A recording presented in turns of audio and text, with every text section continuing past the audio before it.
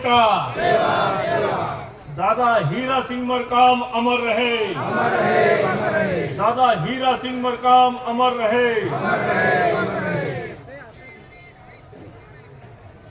मैंने माना कि कुछ ठंडी ज्यादा है, लेकिन इतनी भी ज्यादा नहीं है कि हमारी बोलती बंद कर दे। इसलिए अगर शेरों की संतान हो तो शेरों जैसा दहाड़ना भी सीखो। अगर सीख गए हो तो यहाँ दहाड़ कर बताओ।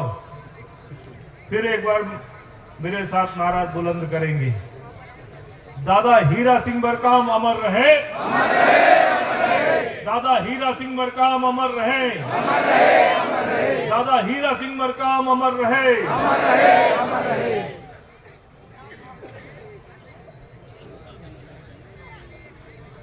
आज के कार्यक्रम के अध्यक्ष गोंडवाना समग्र क्रांति आंदोलन को जो अपने कंधों पर लेकर चल रहे, हमारा नेतृत्व कर रहे हैं, पाली तानाखार विधानसभा क्षेत्र के लोकप्रिय विधायक, गोंडवाना सेवा न्यास के संरक्षक आदरणीय तुलेश्वर सिंह मरकाम जी, आज इस कार्यक्रम के मुख्य अतिथि पुष्पराजगढ़ विधानसभा क्षेत्र के लोकप्रिय विधायक आदरणीय पुंदेलाल सिंह मार्को जी, गोंडवाना समग्र क्रांति आंदोलन में जिन्होंने दादा हीरा सिंह मरकाम के साथ पूरे भारत को पग पग नापा है, ऐसे हमारे भैया श्याम सिंह मरकाम जी यहाँ पर इस सभा में बहुत सारे ऐसे लोग उपस्थित हैं जो आज गोंडवाना समग्र क्रांति आंदोलन में दादा हीरा सिंह मरकाम की प्रेरणा से उनके मार्गदर्शन में सक्रिय हुए और उस आंदोलन को अपने कंधों पर लेकर आज यहां तक पहुंचे। मैं ऐसे सभी महान भावों को सेवा जोहार करता हूं, उनके चरणों में प्रणाम करता हूं।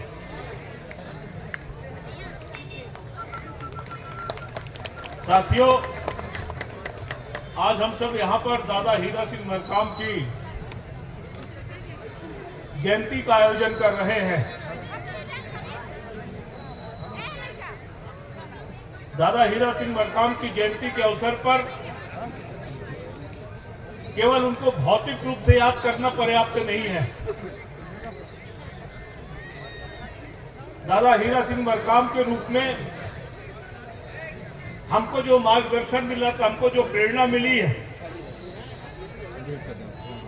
उस मार्गदर्शन, उस प्रेरणा का अगर हम संकल्प लेंगे तो दादा हीरा सिंह मरकाम की आत्मा को सही और सच्चे अर्थों में शांति प्राप्त होगी। दादा हीरा सिंह मरकाम ने जो सपना देखा था, दादा हीरा सिंह मरकाम ने जो रास्ता बताया था, दादा हीरा सिंह मरकाम जिस तरीके के भारत का निर्माण करना चाहते थे, दादा हीरा सिंह मरकाम जिस तरीके से हम सबका गौरव बढ़ाना चाहते थे, दादा हीरा सिंह मरकाम जिस तरीके से हमारे अंदर स्वाभिमान की भावना पैदा करना चाहते थे, दादा हीरा सिंह मरकाम जिस तरीके से हमको स्वावलंबी बनाना चाहते थे, आत्मनिर्भर बनाना चाहते थे, दादा हीरा सिंह मरकाम जिस तरीके से हमको सेवा भावी बनाना चाहते थे, जब तक वो संकल्प हमारे हृदय में नहीं जागृत होगा, जब तक उस संकल्प को हम आत्मसात नहीं करेंगे, जब तक वो संकल्प हमारे मन मस्तिष्क में नहीं घर करेगा, तब तक हम दादा हीरा सिंह मरकाम के सच्चे अनुयायी नहीं होंगे, तब तक हम दादा के सपनों को पूरा नहीं कर पाएंगे, तब तक दादा की जो रास्ते पर हमने चलने का प्रण लिया है, हमारा वो प्रण अधूरा रहेगा। दादा हीरा सिंह मरकाम ने कोई बड़ी बड़ी बातें नहीं कही हैं, कोई ऐसी अबूझ बात नहीं कही कि जिसको ना हम समझ सके, ना उसके अनुसरण कर सके। दादा हीरा सिंह मरकाम ने बहुत सीधी सादी सच्चे शब्दों में बात कही है, ऐसी आसान बातें बताई है कि जिसका पालन करके न केवल हम अपनी सभ्यता और संस्कृति की सुरक्षा कर सकते हैं, न केवल अपनी परिवार संस्था की सुरक्षा कर सकते हैं, अपितु जिस समग्र क्रांति आंदोलन की उन्होंने कल्पना किया है उस आंदोलन को फलीभूत कर सकते हैं। मैं उनकी 5 बातें आपके सामने रखूंगा। बहुत साधारण सी बातें हैं। दादा ने कहा कि अपने माता पिता की सेवा करो। अब इसमें कौन सी कठिन बात कही दादा ने? हम जिस सभ्यता और संस्कृति में रहते हैं उस सभ्यता और संस्कृति का जो मूल है वो हमारी परिवार संस्था है, और परिवार संस्था का जो हमारा आधार है वो हमारा आधार हमारे माता पिता है। माता पिता से ही परिवार शुरू होता है। अगर दादा ने कहा कि माता पिता की सेवा करो, माता पिता का सम्मान करो, माता पिता की सुरक्षा करो, माता पिता ने जो रास्ता बताया है, जो संस्कार दिए, उन संस्कार का पालन करो, तो इससे न केवल हमारी परिवार संस्था मजबूत होती है, अपितु परिवार के माध्यम से ही हमारा समाज बनता है, हमारा समाज भी मजबूत होता है, हमारे एकता की भावना आती है, हमारे संगठन की भावना आती है। दादा ने जो दूसरी बात कही, वो दूसरी बात ये कही है कि सदा सच बोलो। कल्पना करिए कि अगर यहाँ पर बैठा हुआ हर व्यक्ति एक दूसरे से झूठ बोलने लगे तो जिस समाज की हम कल्पना करते हैं क्या वो समाज रह पाएगा? हर व्यक्ति एक दूसरे पर विश्वास करेगा, हर व्यक्ति एक दूसरे को लूटने का, ठगने का प्रयास करेगा। समाज बढ़ता है संस्कारों के कारण, समाज बढ़ता है अच्छाइयों के कारण। और दादा ने सच बोलने का आग्रह करके एक अमूल्य बात की ओर हम सबका ध्यान आकृष्ट किया है। एक जमाना था कि गौड़ होना यानी कि सच का पर्यायवाची होना था। अगर गौड़ ने कोई बात कह दिया है तो दुनिया के तमाम लोग मानते हैं कि सीधा सच्चा इंसान है, और इसने कह दिया तो इससे पलट नहीं कर सकता है, ये झूठ नहीं बोल सकता है, ये फरेब नहीं कर सकता है। लेकिन समय का थोड़ा बहुत प्रभाव अब हम लोगों पर भी आ गया है, इसलिए थोड़ी बहुत विश्वसनीयता हमारी भी संकट में है। इसलिए दादा ने कहा कि सदा सच बोलो। इसलिए कहा दादा ने सदा सच बोलो, और इस सच्चाई से ही समाज का उद्धार होगा, इस सच्चाई से ही समाज का विकास होगा, और समाज का विकास होगा तो देश का विकास होगा, विश्व मानवता का विकास होगा। हमारी सभ्यता संस्कृति की यह मौलिक ताकत है। दादा ने कहा ये तीसरी बात, तो तीसरी बात कही दादा ने कि भीख कभी मत मांगो, भीख कभी मत मांगो। और भीख कभी मत मांगो, इसके पीछे छुपा हुआ है स्वावलंबन का मंत्र। स्वावलंबी बनो, अपने कदमों पर खड़े हो, अपने पैरों पर खड़े हो, अपने लिए अर्जित करो। इतना अर्जित करो कि न केवल अपने लिए अर्जित करो, अगर तुम्हारे दरवाजे पर कोई आ से जाए तो उसको भी 2 रोटी देने का सामर्थ्य आप में होना चाहिए, 2 रोटी देने का सामर्थ्य आप में होना चाहिए। आज हमारे इसी स्वावलंबी होने की जो भावना हमारे अंदर कम हुई है, इसी का लोग लाभ उठाते हैं। इसी के आधार पर वो हमारी आत्मा को खरीदने का प्रयास करते हैं, हमारी भूख को खरीदने का प्रयास करते हैं, हमारी प्यास को खरीदने का प्रयास करते हैं। आज देश के कर्णधार लोकसभा में खड़े होकर कहते हैं कि देश के 85 करोड़ लोगों को मैं मुफ्त में राशन दे रहा हूं। और वो राशन पाने वाले लोग कौन हैं? वो राशन पाने वाले लोग आदिवासी हैं, वो राशन पाने वाले लोग पिछड़े वर्ग के लोग हैं, वो राशन पाने वाले लोग अनुसूचित जाति वर्ग के लोग हैं। और ये जो 5 किलो अनाज है, इसके पीछे ये भाव छुपा हुआ है कि 85 करोड़ लोग मेरी कृपा से जिंदा है, मेरी कृपा से जिंदा है। ये आपके आत्मसम्मान को ठेस पहुंचाने वाला वक्तव्य है, आपकी आत्मा को चुनौती देने वाला वक्तव्य है। जो सच्चा गौड़ है, जो दादा के पथ पर चलने वाला है, तो कभी भीख के लिए हाथ नहीं पसारेगा, कभी भीख के लिए हाथ नहीं पसारेगा। अपने पांव पर खड़ा होगा, खुद बेरोजगार, खुद मजदूरी करेगा, खुद रोजगार पैदा करेगा, और इतना सामर्थ्य पैदा करेगा कि अपने परिवार का भी पालन पोषण करेगा, और अपने दरवाजे पर अगर कोई अतिथि आ गया, कोई पहुना आ गया, तो उसका भी पेट भरेगा। सभी को रोजगार, सभी को कुछ न कुछ करना चाहिए, किसी को निठल्ले नहीं बैठना चाहिए। ये तीसरी बात दादा ने कही। जो चौथी बात, उस चौथी बात को इतनी गंभीर है कि आज हमारे पिछड़ेपन के 1000 कारण हैं, लेकिन वो 1000 कारणों में जो सबसे बड़ा कारण है वो नशा है। नशा है, नशा नाश की जड़ है। आज हमारा समाज जो है नशे की गिरफ्त में है। इसीलिए दादा ने कहा कि नशा छोड़ो। अगर नशा छोड़ देते हो तो कितने फायदे होते हैं। आखिर इस दुनिया में हम जो भी काम करते हैं उस काम करने का माध्यम क्या है? हमारा ये शरीर है।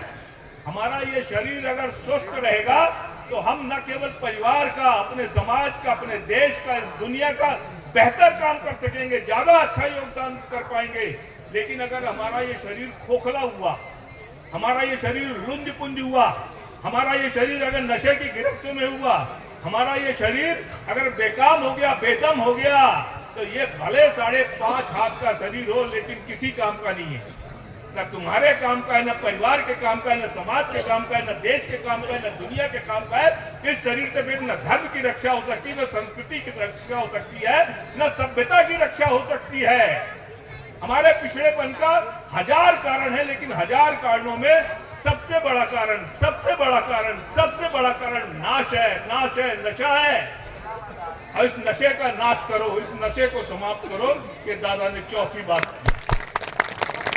दादा ने चौथी बात किया। और 5वीं बात दादा ने कहा कि स्वाभिमान के साथ जियो, स्वाभिमान के साथ जियो। पाखंड को मत मानो, आडंबर को मत मानो। आपकी सभ्यता और संस्कृति को खाने की एक लंबी साजिश है।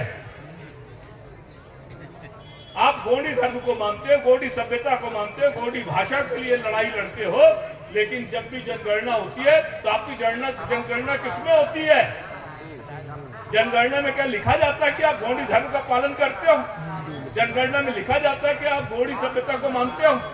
आपकी भाषा के रूप में क्या गोंडी अंकित की जाती? नहीं की जाती है।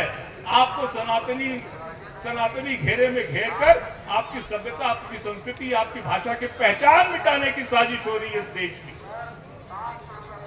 और किसी की भाषा लुप्त हो जाए, किसी की भाषा लुप्त हो जाए तो समाज अपने आप गूंगा और बहरा हो जाता है, क्योंकि भाषा के माध्यम से ही हम अपने को अभिव्यक्त करते हैं। अभी मैं आपके सामने दहाड़ कर बोल रहा हूं, लेकिन अभी मेरे को कह दिया जाए कि फ्रेंच में बोलो, अभी मेरे को कह दिया जाए चीनी में बोलो, मैं 2 शब्द बोल पाऊंगा क्या?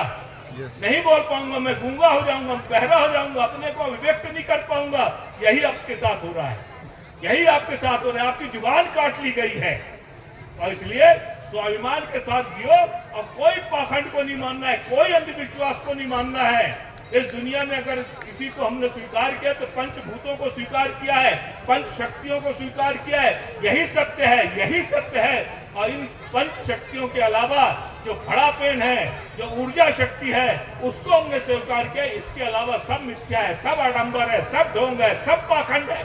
इसको नकारो, यही दादा ने कहा है, यही दादा ने कहा है। और इसको अगर हमने स्वीकार कर लिया, इन 5 सीधी सादी बातों को हमने स्वीकार कर लिया, तो ही हम सही सच्चे अर्थों में गोंडवाना संस्कृति और सभ्यता के उपासक हैं। तो ही हमारा गोंडवाना समग्र आंदोलन सफल हो सकता है। तो ही हम भारत की बात नहीं कर रहे, हम मध्य प्रदेश छत्तीसगढ़ की बात नहीं कर रहे। हम गोंडवाना संस्कृति सभ्यता को पूरी दुनिया में फैलाना चाहते हैं, क्योंकि जिस गोंडवाना लैंड की बात होती है, जिस गोंडवाना लैंड के आधार पर हमने इस सभ्यता, इस संस्कृति से रास्ते को चुना है, वो केवल भारत तक सीमित नहीं था। भारत तो उसका एक छोटा सा टुकड़ा मात्र है। वो हमारी सभ्यता और संस्कृति दक्षिण अमेरिका में भी थी, हमारी सभ्यता संस्कृति अफ्रीका में भी थी, हमारी सभ्यता संस्कृति ऑस्ट्रेलिया में भी थी, हमारी सभ्यता संस्कृति पूरे एशिया में थी। तो हम वहां पर अपनी सभ्यता संस्कृति को पहचानना चाहते हैं। हम पूरी दुनिया को गौड़ बनाना चाहते हैं, पूरी दुनिया में गौड़वाना का परचम फैलाना चाहते हैं, पूरी दुनिया को हम एक नजर से देखना चाहते हैं। हमारी सभ्यता संस्कृति की विशेषता है, कोई ऊंच नहीं, कोई नीच नहीं, कोई छुआछूत नहीं है, कोई हमारे यहाँ दुराव का भाव नहीं है। हमारे यहाँ कोई अमीर नहीं, कोई गरीब नहीं। हम व्यक्ति को उसकी योग्यता के आधार पर उसको काम देते हैं, उसका सम्मान करते हैं। हम न जात के आधार पर, न पात के आधार पर, न किसी अन्य तरीके के पाखंड के आधार पर किसी भी तरीके का विभेद नहीं स्वीकार करते। ये हमारी विशेषता है और इसी विशेषता को लेकर हम ये सपना देखते हैं कि हम पूरी दुनिया को गोंडवाना स्थापित करेंगे, पूरी दुनिया को गोंडवाना बनाएंगे। और ये शुरुआत दादा ने किया है, बीज बो दिया है। आज बीज एक छोटे से पौधे के रूप में पनप चुका है, लेकिन अगर इन दादा की कही हुई 5 बातों को आपने स्वीकार किया, अपने जीवन में अंगीकार किया, उसका पालन किया, तो यही पौधा धीरे धीरे वृक्ष बनेगा और पहले भारत और भारत के बाद फिर पूरी दुनिया में दादा का संदेश लेके पहुंचेगा।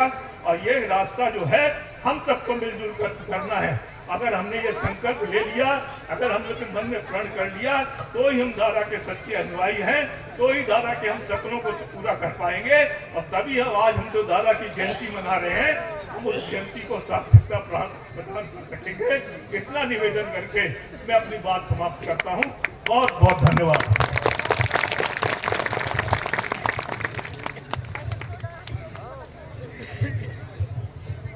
अभी हमारे बीच में सम्मानीय अजय प्रताप सिंह, पूर्व राज्यसभा सांसद एवं राष्ट्रीय सदस्यता प्रभारी, हमारे बीच में धर्म भाषा साहित्य संस्कृति पर अपना संदेश इस मंच से दे रहे थे।